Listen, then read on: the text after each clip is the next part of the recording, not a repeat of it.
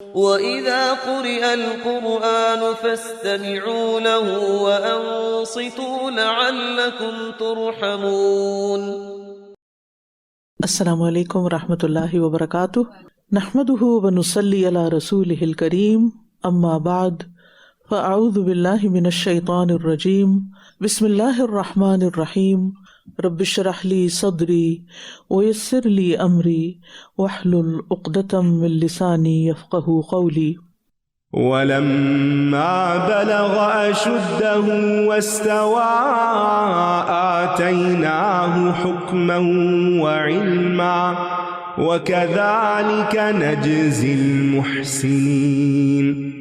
ودخل المدينة على حين غفلة من أهلها فوجد فيها رجلين يقتتلان، هذا من شيعته وهذا من عدوه، فاستغاثه الذي من شيعته على الذي من عدوه فوكزه موسى فقضى عليه، قال هذا من عمل الشيطان إنه عدو مضل مبين. قال رب إني ظلمت نفسي فاغفر لي، فغفر له إنه هو الغفور الرحيم. قال رب بما أنعمت علي فلن أكون ظهيرا للمجرمين. فأصبح في المدينة خائفا يترقب فإذا الذي استنصره بالأمس يستصرخه، قال له موسى إنك لغوي مبين. فلما أن أراد أن يبطش بالذي هو عدو لهما قال يا موسى أتريد أن تقتلني كما قتلت نفسا بالأمس، إن تريد إلا أن تكون جبارا في الأرض وما تريد أن تكون من المصلحين. وجاء رجل من أقصى المدينة يسعى قال يا موسى إن الملأ يأتمرون بك ليقتلوك فاخرج إني لك من الناصحين.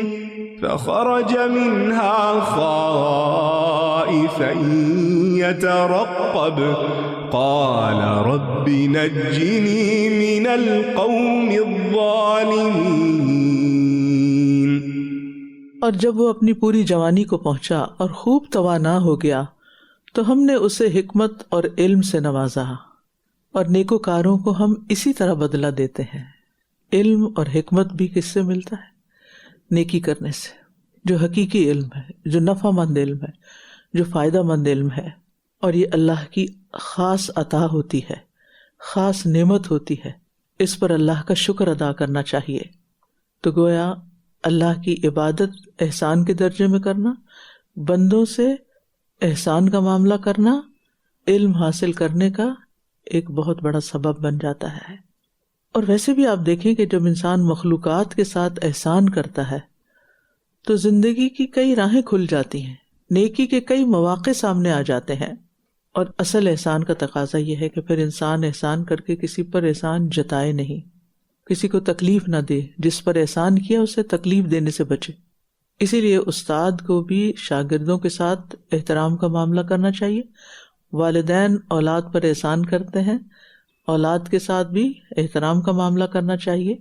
और दीगर इंसान भी, जिसके साथ भी इंसान भला करे फिर उसको जलील ना करे, اور احسان دکھاوے کے لیے نہیں کرنا چاہیے کہ لوگوں کو بتائے کہ میں نے فلاں کے ساتھ یہ نیکی کی اور فلاں کا کیسے خیال رکھا، اور کسی معاوضے کی نیت سے بھی احسان نہیں کرنا چاہیے کہ میں اس کے ساتھ بھلا کروں گا تو کل یہ میرے کام آئے گا. جیسے ابو بکر صدیق رضی اللہ عنہ غلام آزاد کرتے تھے کسی بدلے کی نیت سے نہیں، الا ابتغاء وجہ رب الاعلی. تو احسان نیکی، بھلائی، خلوص نیت اور رضائے الہی کے لیے ہونا چاہیے، اور کسی کے کہے بغیر اس کے ساتھ بھلائی کرنی چاہیے. یہ احسان ہوتا ہے. ایک ہوتا ہے نا کوئی آپ سے سوال کرتا ہے، آ کر آپ کے سامنے اپنا دکھ رکھتا ہے، اور ایک یہ ہے کہ بس آپ کو کہیں سے پتہ چل جاتا ہے اور آپ خود آگے بڑھ جاتے ہیں. اور وہ ایسے وقت میں شہر میں داخل ہوا جب اس کے رہنے والے غفلت میں تھے، تو اس نے 2 آدمیوں کو اس میں باہم لڑتے ہوئے پایا. ایک تو اس کے اپنے گروہ میں سے تھا اور دوسرا اس کے دشمنوں میں سے تھا، یعنی ایک اسرائیلی اور ایک قبطی. تو وہ جو اس کے اپنے گروہ میں سے تھا اس نے اس کے خلاف مدد طلب کی جو اس کے دشمنوں میں سے تھا. تو موسیٰ نے اسے ایک گھونسا مارا اور اس کا کام تمام کر دیا. کہنے لگا یہ تو کوئی شیطانی کام ہے، یہ کیا ہو گیا؟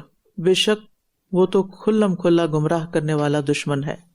موسیٰ علیہ السلام قبطیوں کے بنی اسرائیل پر مظالم کو جانتے تھے، اس لیے جب اسرائیلی نے مدد کے لیے پکارا تو وہ فوراً حاضر ہو گئے، یعنی یہ ایزیوم کر کے کہ واقعی اس پہ ظلم ہوا ہوگا. اور ویسے بھی انسان کی ہمدردیاں اپنی قوم کے ساتھ ہوتی ہیں، اور موسیٰ علیہ السلام کے اندر تو طبعی طور پر نیچرلی کمزوروں اور مظلوموں کے ساتھ ہمدردی کرنے کا بہت جذبہ تھا، اس لیے فوراً ہی آگے بڑھ گئے. انہوں نے کوئی ارادتاً قتل نہیں کیا تھا، لیکن ہو سکتا ہے وہ کمزور آدمی ہو اور مرنے کے قریب وہ پہلے سے ہی، اور ورنہ گھونسا مارنے سے کون مرتا ہے، اور اللہ کی کوئی خاص حکمت تھی. لیکن موسیٰ علیہ السلام نے جسٹیفیکیشن نہیں دی کہ یہ تو ایسا تھا اور میں نے ایسا نہیں کیا، یا وضاحت یا کچھ، بلکہ جب غور کیا تو پتہ چلا کہ یہ تو شیطان کی اکساہٹ تھی کہ جلد بازی میں اس نے ایسا کام کروا دیا. لہٰذا کہنے لگا اے میرے رب، بے شک میں نے اپنی جان پر ظلم کیا ہے، جان کے نہیں کیا لیکن پھر بھی اعتراف کیا، بس تو مجھے بخش دے. تو اس نے اسے بخش دیا. اللہ اکبر. ان اللہ یغفر الذنوب جمیعا، بے شک وہ بہت بخشنے والا، نہایت رحم کرنے والا ہے. انسان کے گناہوں اور رب کی مغفرت کے درمیان صرف ندامت کا فاصلہ ہے. انسان اپنی غلطی پر نادم ہو، شرمندہ ہو، اعتراف کر لے، دل شکستہ ہو. حالانکہ جس کو قتل کیا تھا وہ کافر تھا، یہ بھی کہہ سکتے تھے میں نے ایک کافر کو قتل کیا تو نیکی کا کام ہے، لیکن نہیں. یعنی انسان اپنے ضمیر کی آواز سنے تو ہمیشہ عدل و انصاف سے پھر کام لیتا ہے. اور موسیٰ علیہ السلام کو پتا تھا کہ دل کے اس بوجھ سے نکلنے کا راستہ کیا ہے، توبہ، کہ اللہ سے معافی مانگی جائے. صرف چھپ جانا یا بھاگ جانا نہیں. بعض اوقات ہم غلطی کر کے چھپ جاتے ہیں، کسی اور کے نام لگا دیتے ہیں، بھاگ جاتے ہیں، لیکن وہ جو گناہ کا بوجھ ہوتا ہے نا وہ ساتھ ہی رہتا ہے جب تک کہ اس کو توبہ سے صاف نہ کر لیا جائے یا حقدار کا حق دے نہ دیا جائے. اور موسیٰ علیہ السلام جو تھے وہ معافی مل جانے کے باوجود بھی ساری زندگی اسے اپنے نفس پر گناہ ہی شمار کرتے رہے کہ ہاں مجھ سے غلطی ہوئی تھی. فغفر اللہ، معافی کا فرمانہ بھی مل گیا، لیکن پھر بھی یاد رکھا اس بات کو، اور قیامت کے دن بھی کہیں گے، کیونکہ اللہ کی طرف سے حکم نہیں ہوا تھا نا قتل کرنے کا. اب یہ جو غلط فہمی پھیلائی جاتی ہے اس آیت کو لے کر کے فَاقْتُلُوهُمْ حَيْثُ ثَقِفْتُمُوهُمْ، جہاں کہیں انہیں پاؤ قتل کر دو، تو لوگ سمجھتے ہیں شاید مسلمان کو یہ حکم ہے کہ جس کافر کو دیکھو مار ڈالو، حالانکہ ایسا کچھ بھی نہیں ہے. جب تک اللہ کا حکم نہ ہو، کوئی سبب نہ ہو، تو انسان کسی کی بھی جان نہیں لے سکتا، چاہے کوئی کسی جگہ سے بھی بلانگ کرتا ہو.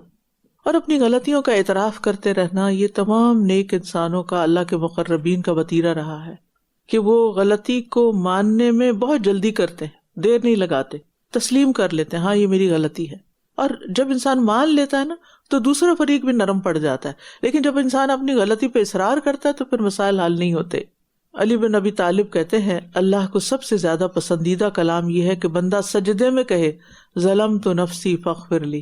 ہم ویسے تو پڑھتے ہیں اللہم اغفر لی، لیکن ساتھ یہ بھی کہے ظلمت نفسی فاغفر لی. اس نے کہا اے میرے رب، جیسا کہ تو نے مجھ پر انعام کیا ہے تو میں کبھی بھی مجرموں کا مددگار نہ بنوں گا، آئندہ میری توبہ، کبھی بھی ایسے لوگوں کا ساتھ نہیں دوں گا. یعنی ظالموں کا ساتھ دینا اور ان کے ساتھ تعاون کرنا بھی ایک گناہ ہے. اور متقی لوگ جو ہوتے ہیں وہ اللہ کی نعمتوں کو اس کی نافرمانی میں استعمال نہیں کرتے، بلکہ سوچ کر بھی شرماتے ہیں. اور پھر یہاں یہ بات بھی سمجھ آ رہی ہے کہ اللہ تعالیٰ جب مصیبت دور کر دے تو پھر کرنا کیا چاہیے.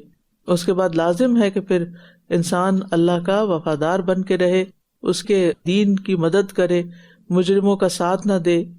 پھر وہ صبح کے وقت ڈرتے ڈرتے خفیہ ٹو لگاتے ہوئے شہر میں گیا تو دیکھا اچانک وہی شخص جس نے کل اس سے مدد مانگی تھی وہ اس سے پھر فریاد کر رہا ہے. موسیٰ نے اس سے کہا بے شک تو صریحاً بہکا ہوا ہے. پھر جو ہی موسیٰ نے ارادہ کیا کہ اسے پکڑ لے تو جو ان دونوں کا دشمن تھا وہ کہنے لگا اے موسیٰ کیا تم مجھے بھی قتل کرنا چاہتے ہو جیسے تم نے کل ایک شخص کو قتل کیا تھا؟ تو تم تو زمین میں ظالم و سرکش بن کر رہنا چاہتے ہو اور تم اصلاح کرنے والوں میں سے نہیں ہونا چاہتے. الزام. آپ دیکھیے کہ جو مصلح ہوتے ہیں نا، جو اصلاح کا کام کرتے ہیں، تبلیغ کا کام کرتے ہیں، تعلیم کا کام کرتے ہیں، نیکی کا پرچار کرنے والے ہوتے ہیں، لوگ ان کی چھوٹی سی غلطی بھی نہیں بھولتے، بار بار یاد دلاتے ہیں. یعنی مصلح کی غلطی نہیں بھولی جاتی. وما ترید ان تکون من المصلحین. اور ما ترید کا تعلق ارادے اور نیت سے ہے. لوگ نیتوں پہ بھی شک کرنے لگتے ہیں. اور شہر کے آخری کنارے سے ایک شخص دوڑتا ہوا آیا، کہنے لگا اے موسیٰ بے شک سردار تیرے بارے میں مشورہ کر رہے ہیں کہ وہ تجھے قتل کر دیں، بس تو یہاں سے نکل جا، یقین کر میں تیرے خیر خواہوں میں سے ہوں. خیر خواہی کیا ہوتی ہے؟ دوسرے کا بھلا چاہنا اور اسے نقصان سے بچانا. کسی کو بھی آپ کسی بھی قسم کے نقصان سے بچاتے ہیں، کوئی اچھا مشورہ دے کر، کوئی راہ دکھا کر، تو یہ آپ کی خیر خواہی ہوتی ہے. اور دین سراسر خیر خواہی کا نام ہے. تو گویا آپ دیندار ہیں اگر آپ دوسروں کا بھلا چاہتے ہیں. اور ان میں سب سے بڑا بھلا کیا ہے کہ ان کے آخرت کے معاملات میں ان کو راہ دکھانا، خیر کی طرف رہنمائی کرنا، اور دنیا میں ان کی مصیبتوں تکلیفوں کو دور کرنے کے لیے کوشش کرنا، نیکی اور تقوی کے کاموں میں ان کی مدد کرنا، ان کے عیبوں کی پردہ پوشی کرنا، ان کے لیے وہی پسند کرنا جو اپنے لیے پسند ہو. اب یہاں پر آپ دیکھیں کہ فرمایا وجاء من اقصى المدینۃ رجل. رجل کہا گیا، نام نہیں بتایا گیا. اہم یہ ہے کہ اس کا یہ عمل اللہ کو پسند آیا تو اس کو تاریخ کا ایک حصہ بنا دیا گیا. سورۃ یاسین میں بھی آتا ہے، یعنی نیک بندوں کا کام ہی اہم ہے جس کا ذکر کیا جائے، نہ کہ نام. یعنی نام سے زیادہ دلچسپی نہیں ہونی چاہیے کہ میرا نام لگ جائے. لیکن آج آپ دیکھیں افسوس کے ساتھ ہی کہ لوگوں کو نام لگانے میں زیادہ دلچسپی ہوتی ہے کام سے زیادہ. تو اسی لیے آپ دیکھیں کہ لوگوں کو بہت شوق ہوتا ہے کہ انہیں سرٹیفکیٹ مل جائے، ان کے پاس کوئی ڈگری ہو، ان کا نام کسی بورڈ پہ لکھا ہوا ہو. یہ اتنا امپورٹنٹ نہیں جتنی آپ کی نیت اور آپ کی محنت اور آپ کی دین کے لیے کی ہوئی خدمت، وہ زیادہ امپورٹنٹ ہے. کیونکہ ہمارے اعمال کی جو ہم نے اللہ کے لیے کیے، اس کی اللہ سے بڑھ کر کوئی قدردانی کر ہی نہیں سکتا. بعض اوقات سرٹیفکیٹ دینے والے بھی قدردانی نہیں کر رہے ہوتے، وہ بھی بڑا بھار دکھا رہے ہوتے ہیں. اور یہاں پر آپ دیکھیں کہ وہ مخلص شخص جو تھا موسیٰ علیہ السلام کو بچانے کے لیے ایک خبر دے رہا ہے، تو یہ غیبت میں شمار نہیں ہوتا بلکہ خیر میں شمار ہوتا ہے. بس وہ ڈرتے ڈرتے خفیہ ٹو لگاتے ہوئے وہاں سے نکل پڑا، کہنے لگا اے میرے رب مجھے ظالم قوم سے نجات دے. اب آپ دیکھیں کہ موسیٰ علیہ السلام 3 مقامات پر گم ہوتے ہیں. ماں نے صندوق میں ڈال کے پھینک دیا تو اللہ تعالیٰ نے واپس بھیج دیا. گم گئے تھے نا، جب سمندر کے اندر پانی میں ڈالیں کسی کو تو کہاں جائے گا اللہ ہی جانتا ہے، پھر کب آئے گا اللہ ہی جانتا ہے.